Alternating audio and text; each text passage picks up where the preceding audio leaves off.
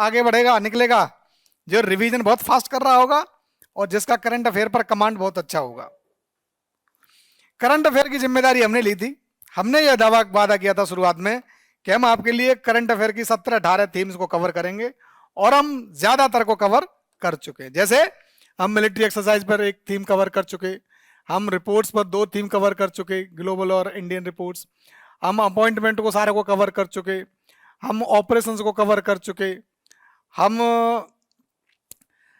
Protected area जितने भी थे इंडिया में न्यूज में वो सब कवर कर चुके, कमिटीज, कन्वेंशंस, कॉन्फ्रेंस, समिट्स ये सब कवर कर चुके, है ना।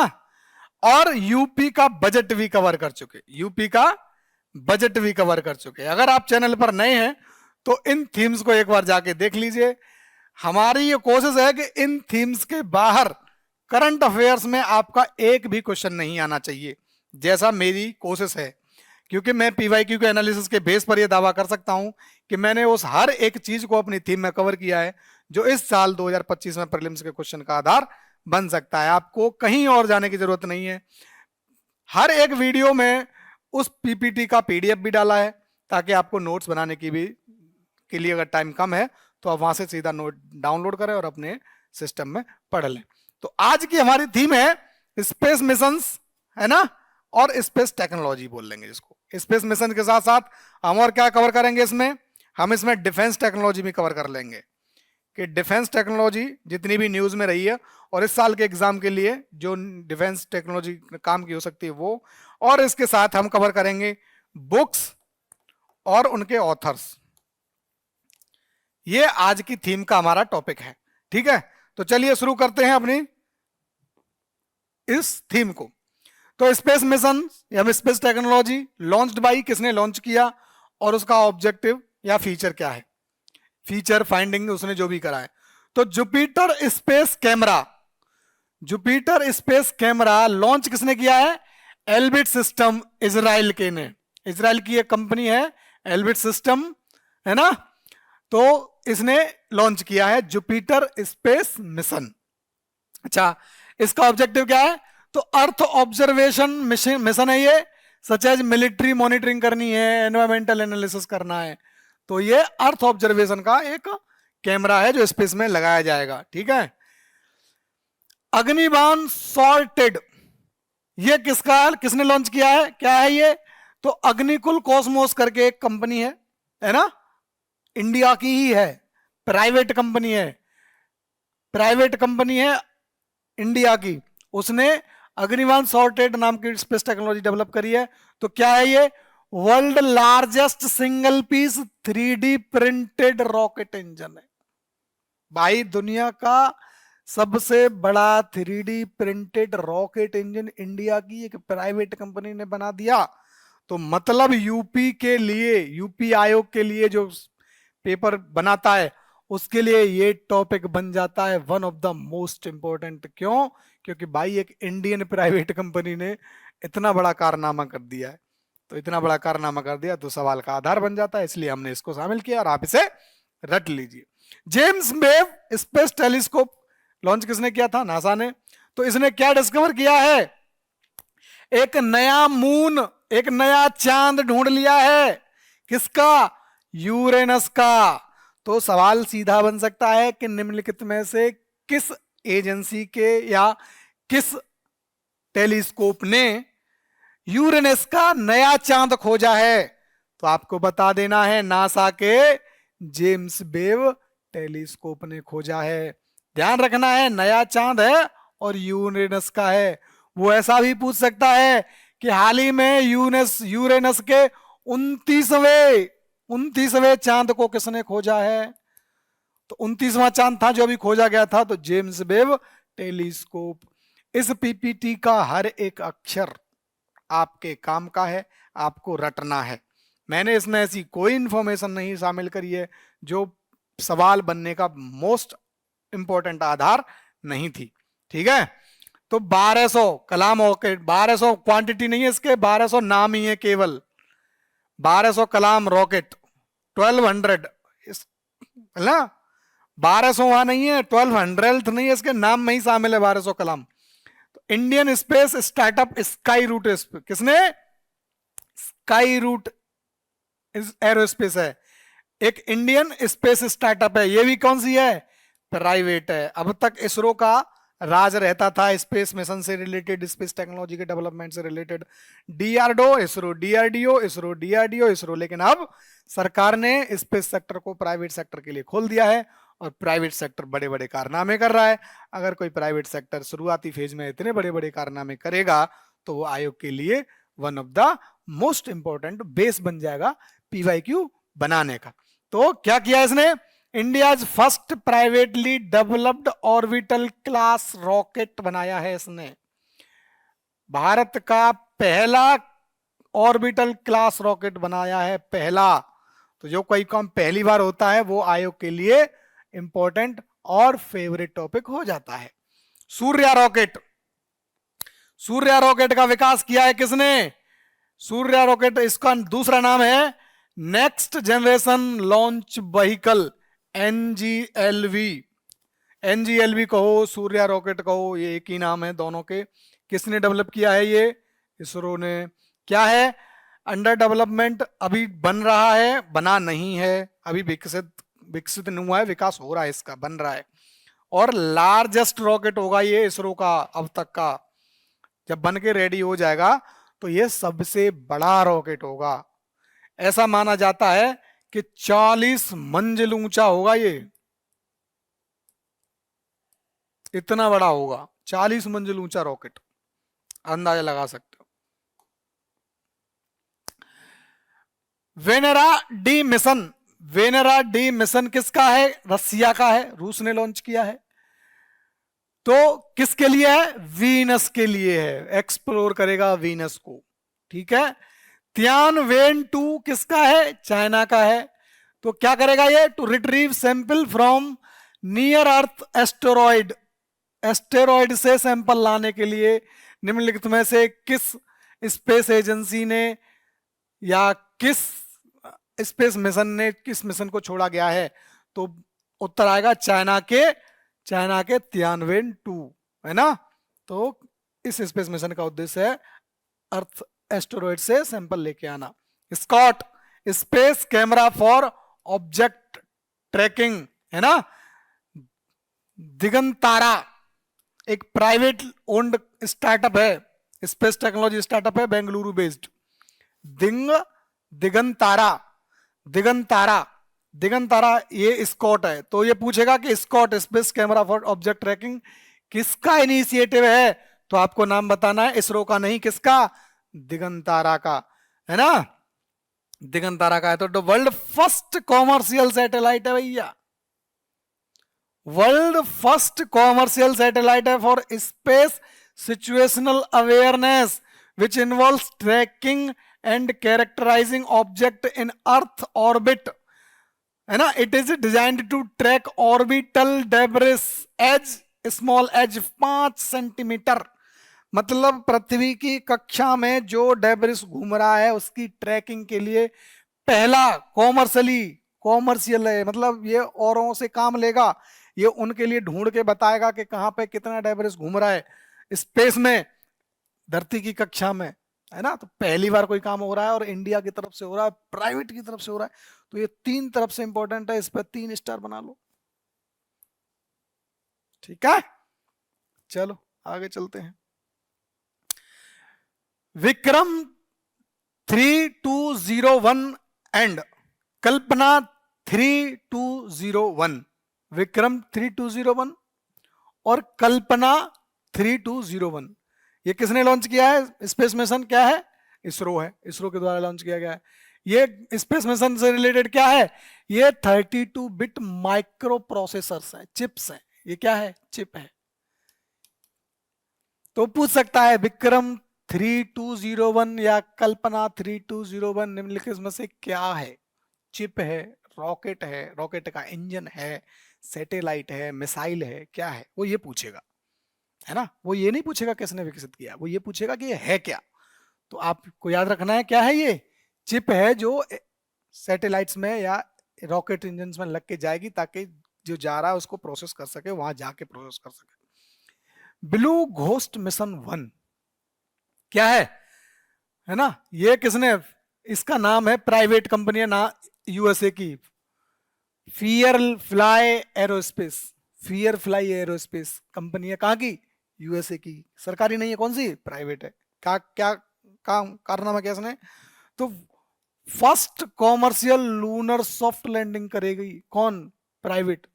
तो जो कॉमर्शियल लूनर मतलब चांद पर, पृथ्वी के चांद पर, मून पर, धरती का जो मून है वहां सॉफ्ट लैंडिंग अब तक किसने करी है, सरकारी कंपनियों ने, सरकारी कंपनियों के एजेंट स्पेस मिशन ने।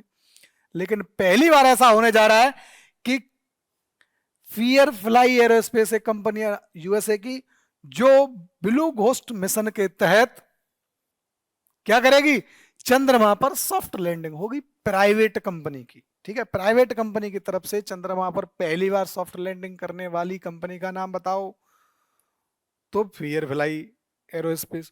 और उस मिशन का नाम बताओ, तो लिख दो भैया ब्लू घोस्ट मिशन। कर सकते हो, मुश्किल तो नहीं लग रहा। ऐसे ही पढ़ना होता है, किसी इंफॉर्मेशन पर किस तरह क्वेश्चन बनेगा आपको यही तो समझना है। आपको इतनी समझ आ गई तो आप किसी भी न्यूज़पेपर को पढ़ते समय, मैगजीन को पढ़ते समय, मेरे जैसे को सुनते समय आप आराम से अंदाजा लगा सकते हो कहाँ ये आउट ऑफ लाइन जा रहा है और कहाँ सही काम कर रहा है। तो आप उस चीजों को, उतनी अननेसेसरी चीजें तो उनको इग्नोर करके अपने काम की चीज निकालना सीख जाओगे। फ्रेम 2 मिशन किसका है, स्पेस एक्स का। क्या है, private space flight that took 4 crew members on the first human journey over the earth's polar region lasted over 3 days। मतलब धरती के ऊपर आसमान में पहली बार 3 लोगों को जर्नी कराई थी प्राइवेट कंपनी ने। तो ये किस मिशन के तहत कराई थी, तो फ्रेम 2 मिशन के तहत। किस कंपनी ने कराई थी, तो स्पेस मिशन ने। क्या कराया था कि भैया 4 लोगों को धरती की कक्षा में ऊपर ले गया, मतलब कहते ना अंतरिक्ष का पर्यटन करने गए थे। लोगों का मन धरती पर पर्यटन करने से भर गया है। जिनके पास करोड़ों अरबों खरबों रुपए, वो क्या करेगा, वो क्या करेगा, उसे न खाने की चिंता है, न पहनने की चिंता है, न फ्यूचर की चिंता है, उसे डर नहीं है। अब उसके पास पैसा था है, अब मतलब माइक्रोसॉफ्ट का मालिक हुआ, गूगल का मालिक हुआ, यूट्यूब का मालिक हुआ, फेसबुक का मालिक हुआ, अडानी जी, अंबानी जी, इनके पास अथाह पैसा है। क्या है, 100 200 500 करोड़ रुपए लेके कोई घुमा दे आकाश में जाके, तो मतलब ऐसे लोगों के शौक पूरे करने के लिए शौकिया आदमी कौन है, ये इसका मालिक कौन है, स्पेस एक्स का मालिक बताओ कौन, कमेंट बॉक्स में बताओ। टेस्ला भी इसी की कंपनी है, अब तो अंदाजा लगा लोगे।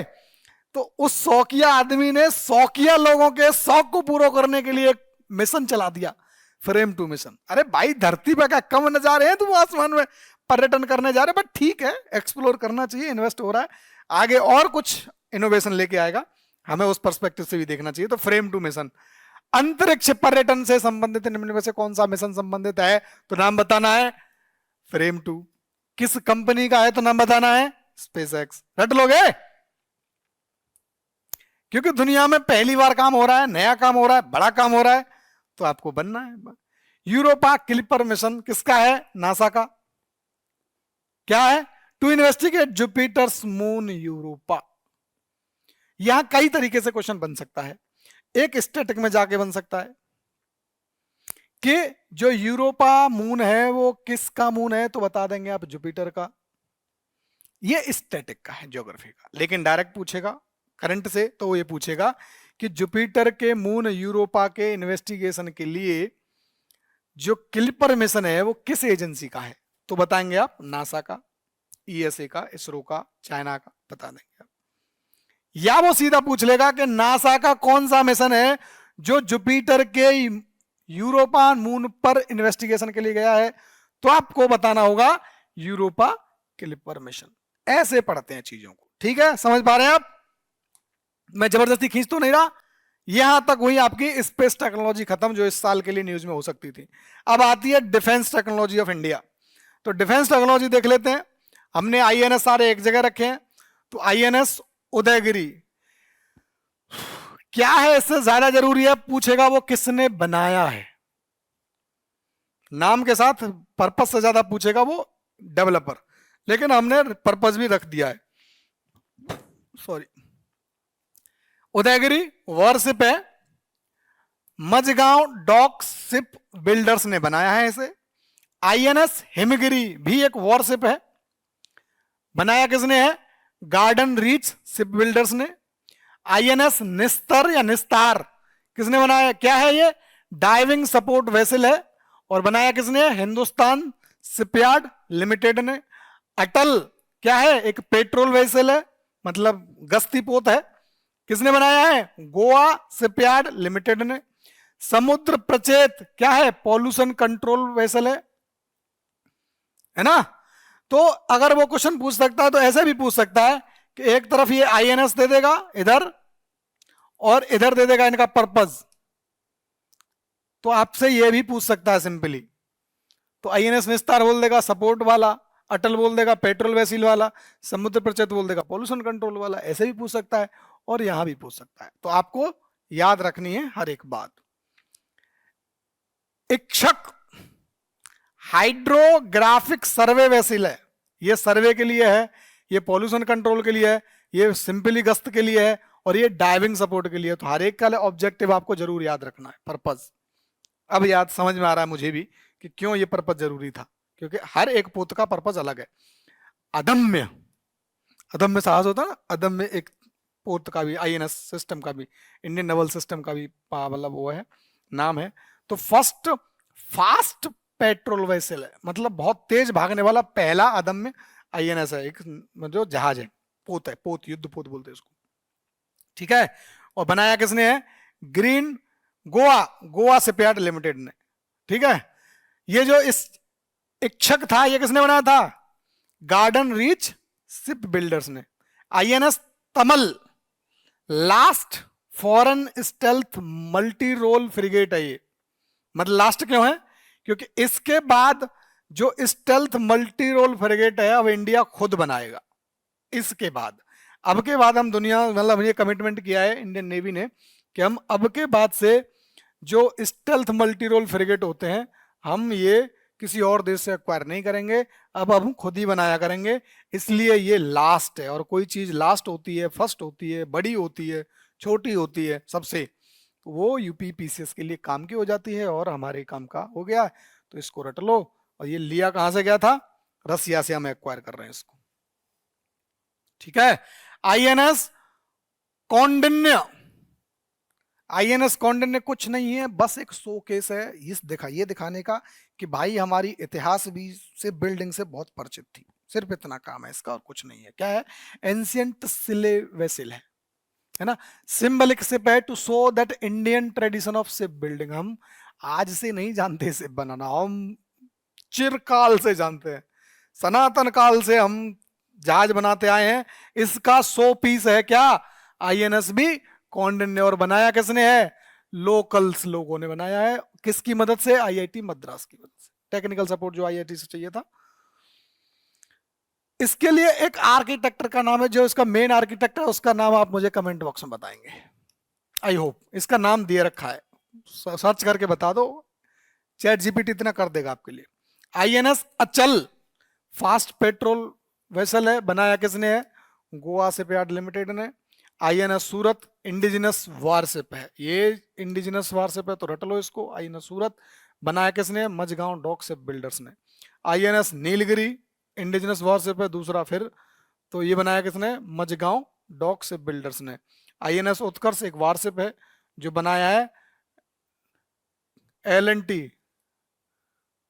है ना।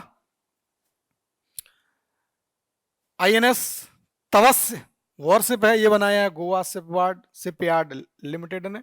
आईएनएस समर्थक बनाया है मल्टीपर्पज वॉरशिप है जो एल&टी ने बनाया है ना। निर्देशक सर्वे वॉरशिप है, मतलब परीक्षण के लिए, निरीक्षण के लिए है, सर्वे करने के लिए है, और ये बनाया है गार्डन रीच शिप बिल्डर्स ने।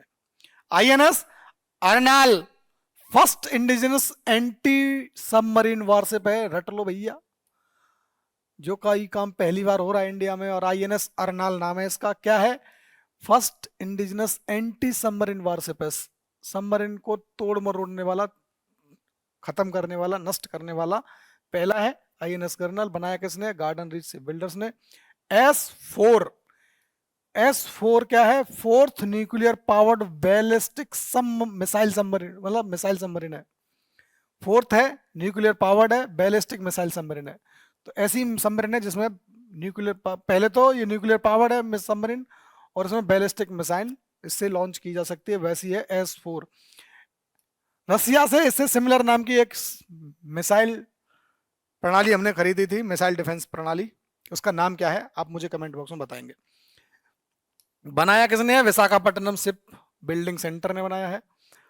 वागसीर कलवरी क्लास की एक सबमरीन है, बनाई किसने है? दो लोगों ने मिलकर, मजगांव डॉक शिप बिल्डर्स ने प्लस फ्रांस के सहयोग से, अकेले नहीं बनाई है। Integrated air defence system DRDO ने डेवलप किया है, नाम से ही पता चल रहा है, ऑब्जेक्टिव कुछ लिखने की जरूरत नहीं थी, एयर डिफेंस सिस्टम है। ठीक है। गजब नन न्यूक्लियर बॉम्ब है टर्की की। ठीक है। रुद्राक्ष डिफेंस ड्रोन है जो Solar Defence and Aerospace Limited ने बनाया है।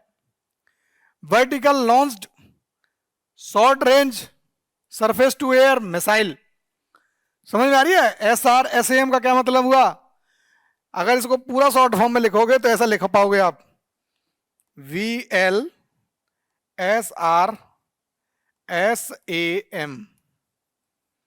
Vertical launch short range surface to air missile. ठीक है। Can't be detect by enemies radar, अगर भारत में कुछ ऐसा हो रहा है जो दुश्मन पकड़ ना सके और भाई आयोग के लिए क्वेश्चन का आधार न बने, ऐसा हो सकता है? नहीं हो सकता, रट लो इसको, है ना। VLRSM, ठीक है। किसने डेवलप करी है? DRDO ने। नाग MK2, नाग से पता चल जाएगा मिसाइल है, क्योंकि अगर मिसाइल सिस्टम आपने डिफेंस अच्छा पढ़ानी पड़ी होगी तो एंटी टैंक मिसाइल है नाग। ठीक है। अब देख लेते हैं बुक्स और ऑथर्स। बहुत लंबी लिस्ट नहीं है, बहुत छोटी लिस्ट है, लेकिन बहुत काम की लिस्ट है। मैंने उन्हीं बुक्स को शामिल किया है जो किसी न किसी तरह से सम्मानित हो गई हैं, बहुत नामचीन लोगों ने लिखी हैं और इस साल एग्जाम में क्वेश्चन बनने का आधार बन सकती हैं। तो आपको ज्यादा नहीं सोचना है, बहुत लंबी लिस्ट नहीं रखी है। डिफरेंट लोग हर एक बुक को, जिस किसी भी चाचा ताऊ ने बुक लिख दी और लिख दिया, अरे भाई साल में हजारों बुक लिखी जाती हैं, बच्चे 1000 बुक रटेंगे? नहीं भाई, उनको वो 10-20 बुक दे दो, उनको वो 10-20 बुक दे दो जहां से क्वेश्चन फंस सकता है। गारंटी तो मैं भी नहीं दे सकता, लेकिन मेरे हिसाब से वो उन बुक्स पे सवाल बनता है जो किसी न किसी तरह से बहुत न्यूज में रही। न्यूज में रहने का आधार होता है बुक्स के लिए कि उसे बहुत बड़ा सम्मान मिला हो या बहुत बड़े व्यक्ति ने लिखी, तो मैंने वही बुक्स रखी है। ठीक है। बुक है, ऑथर है MS Swaminathan, the man who fed India. क्यों इंपॉर्टेंट है? क्योंकि भाई MS स्वामीनाथन जैसा फिगर अभी पास अभी हुए, निधन हो गया था उनका, और उन पर एक किताब आई है और उनका राइटर है कौन? Priyamvada Jaikumar. Why the constitution matter, ये सुप्रीम कोर्ट के अपने पूर्व CJI DY चंद्रचूड़ जी ने लिखी है। हिस्ट्री दैट इंडिया इग्नोर्ड, ये प्रेम प्रकाश ने लिखी है, कंट्रोवर्शियल बुक है इसलिए जरूरी था, बहुत न्यूज में रही। रेडी रिलेवेंट रिसर्जेंट, ये अपने CDS अनिल चौहान जी ने लिखी थी, तो ये बहुत बड़े आदमी हैं इसलिए ये बुक मैंने शामिल करी है। Chief minister and spy, controversial book थी इसलिए लिखी है, और लिखी भी किसने है? फॉर्मर रॉ चीफ ने लिखी है, SAS दुलत जी ने, इसलिए मैंने शामिल करी। दिया सलाई ऑटोबायोग्राफी है किनकी? कैलाश सत्यार्थी की, क्योंकि नोबेल प्राइज जीते व्यक्ति ने एक किताब लिखी है अपने ऊपर, तो हमारे लिए जरूरी हो जाता है। मार्च ऑफ ग्लोरी के और Mugen and Errol D cruise ने लिखी है। फ्रीडम एंजेला मार्केल ने लिखी है, जो चांसलर थी कहां की? जर्मनी की। हार्ट लैंप बानू मुश्ताक जी ने लिखी है, बुकर प्राइज 2024 का इनको मिला है। ऑर्बिटल समंत हार्वे ने लिखी है, जो 2025 का बुकर प्राइज मिला है इनको। एक बार ये बुकर प्राइज तक तो मैं भी कंफर्म हूं, मुझे लग रहा है कि डेट थोड़ी सी इधर उधर हो गई है, एक बार क्रॉस चेक कर लेना इनको। बानू मुश्ताक शायद 2025 के लिए थी और ये इंटरचेंज हो गया लग रहा है, एक बार चेक कर लेना। फिर ओंगा पोयम थी, ये किसने लिखी थी? पार्वती त्रिकेनी ने। क्यों मैंने शामिल करी? क्योंकि साहित्य अकादमी युवा पुरस्कार 2024 का इसको मिला है इस किताब में, हिंदी सेक्शन में, है ना। हिंदी के लिए इनकी किताब को, इस पोयम को साहित्य अकादमी पुरस्कार मिला है। मजहरुल हक नीतू नेहा जी ने लिखी है, साहित्य अकादमी युवा पुरस्कार मिला है 2024 का, किस भाषा के लिए? उर्दू भाषा के लिए। मैंने इसको इसके लिए शामिल किया है। Siddhartha the boy who became Buddha Advait Kottari ने लिखी है, साहित्य अकादमी युवा पुरस्कार मिला है 2024 का इसको, इंग्लिश के लिए। सारे 24 भाषाओं में ये सम्मान मिलता है, मैंने 24 भाषाओं को शामिल नहीं किया है, मैंने सेलेक्टेड भाषाओं को शामिल किया है। पता है क्यों? क्योंकि 2 तो राज्य की भाषाएं, यूपी की, मतलब सरकारी कामकाज की भाषाएं, एक हिंदी और एक उर्दू। ये तो 2 मैंने इसलिए शामिल कर ली, ये उर्दू वाली और हिंदी वाली पिछले से पहले कायदा वाली। ये अंग्रेजी की है, तो भाई अंग्रेजी इंपॉर्टेंट है यूपी में भी और भारत में भी, इसलिए मैंने शामिल करी है। कौन देश को वासी, ये लिखी थी सूर्यबाला जी ने और व्यास सम्मान मिला था 2024 का इसको। मन जब तक आई बिहार, मैं जब तक आई बाहर, हिंदी में लिखो इस किताब को, क्या नाम है इसका? मैं जब तक आई बाहर, ये किताब का नाम था। किसने लिखी थी? गगन गिल जी ने। साहित्य अकादमी पुरस्कार मिला 2024 का इसको। ठीक है, एक युवा पुरस्कार होता है, एक सिंपल पुरस्कार होता है, वही वाली बात है। स्वामी नारायण सिद्धांत सुधा, ये किसने लिखी थी? साधु भद्रेश दास ने। इसको क्या मिला? सरस्वती सम्मान मिला है 2024 का। यहां पे हमारी सारी बुक्स खत्म होती हैं। इसी के साथ हमें दीजिए विदाई। अगर ये वीडियो आपको अच्छा लगा है तो भाई साहब लाइक कीजिए, चैनल को सब्सक्राइब कीजिए और ज्यादा से ज्यादा तक लोगों को फायदा पहुंचाने के लिए शेयर कीजिए। आप ही अकेले थोड़ा ना कॉम्पिटिटर, आपके भाई बंधु भी हैं, तो उन लोगों तक भी अच्छा काम पहुंचना चाहिए। आपके लाइक और शेयर करने से, कमेंट करने से हमको सिर्फ एनर्जी मिलती है। आप हमें और कुछ नहीं दे सकते, सिर्फ इतने, इसके अलावा कि आप हमें एक अच्छा सा लाइक दे दें, इस वीडियो को ज्यादा से ज्यादा लोगों को तक पहुंचा दें, हमको मोटिवेशन मिलता रहेगा। इसके बाद जब ये प्रीलिम्स की थीम्स 2 दिन में खत्म हो जाएंगी, उसके बाद हम मेंस की आंसर राइटिंग रेगुलरली करेंगे। मेंस के आंसर राइटिंग पर डिफरेंट एस्पेक्ट में हम डिटेल में डिस्कस किया करेंगे, कंटिन्यूअस करेंगे जब तक प्रीलिम्स के में होने के तुरंत बाद हम शुरू कर देंगे, रिजल्ट आने के बाद फिर शुरू करेंगे और मेंस होने तक आपको साथ देंगे। अब हमसे जुड़े रहिए, इसीलिए कह रहा हूं चैनल को सब्सक्राइब कर लीजिए। पीसीएस की तैयारी एक जगह पे कंपोजिट तरीके से, कंसोलिडेटेड और वो भी ऑथेंटिक आदमी से करनी है, तो आप चैनल से जुड़िए। मिलते हैं अगले वीडियो में, तब तक के लिए थैंक यू, धन्यवाद।